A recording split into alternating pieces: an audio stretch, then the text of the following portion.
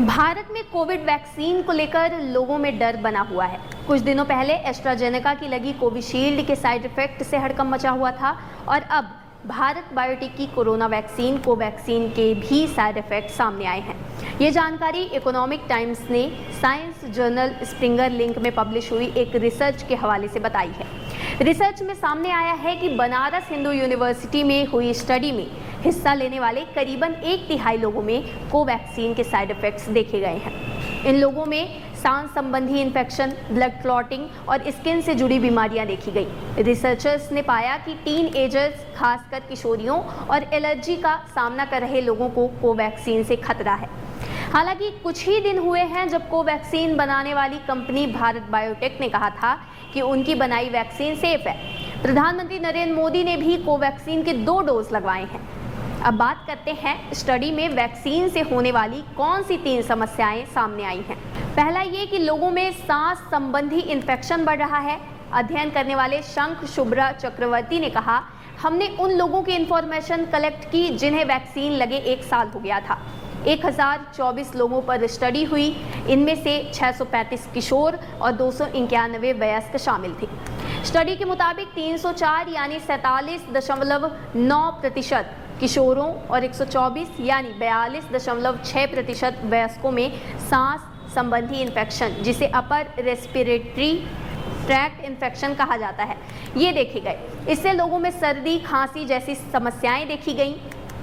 दूसरा, स्किन से जुड़ी बीमारियां देखी गई। अध्ययन में पाया गया कि हिस्सा लेने वाले किशोरियों में स्किन से जुड़ी बीमारियां 10.5%, जनरल डिसऑर्डर 10.2% और नर्वस सिस्टम में जुड़े डिसऑर्डर 4.7% देखे गए। वहीं वयस्कों में जनरल डिसऑर्डर 8.9%, मांसपेशियों और हड्डियों से जुड़े डिसऑर्डर 5.8% और नर्वस सिस्टम से जुड़े डिसऑर्डर 5.5% देखे गए। तीसरा, गुलियन बेरी सिंड्रोम यानी GBS भी हो सकता है। कोवैक्सीन के साइड इफेक्ट्स पर स्टडी में 4.6% किशोरियों में अनियमित पीरियड्स देखी गईं। आंखों से जुड़ी असमानताएं 2.7% और हाइपोथायराइडिज्म 0.6% भी देखा गया।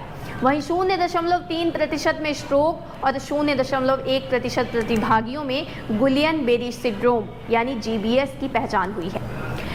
गुलियन बेरी सिंड्रोम ऐसी बीमारी है जो लकवे की तरह शरीर के बड़े हिस्से को धीरे धीरे अपाहिज कर देती है। अमेरिका के national institute of neurological disorder and stroke यानी NINDS के मुताबिक गुलियन बेरी सिंड्रोम एक रेयर न्यूरोलॉजिकल बीमारी है। रिपोर्ट में कहा गया कि स्टडी में हिस्सा लेने वाले जिन टीनएजर्स और महिला वयस्कों को पहले से कोई एलर्जी थी और जिन्हें वैक्सीनेशन के बाद टाइफाइड हुआ, उन्हें खतरा ज़्यादा था। 2 मई 2024 को कंपनी ने कहा था कि कोवैक्सीन की सुरक्षा का मूल्यांकन देश के हेल्थ मिनिस्ट्री ने किया था। कोवैक्सीन बनाने से लगाने तक लगातार इसकी सेफ्टी की मॉनिटरिंग की गई थी। कोवैक्सीन के ट्रायल से जुड़ी स्टडीज़ और सेफ्टी फॉलोअप एक्टिविटीज़ से कोवैक्सीन का बेहतरीन सेफ्टी रिकॉर्ड सामने आया है।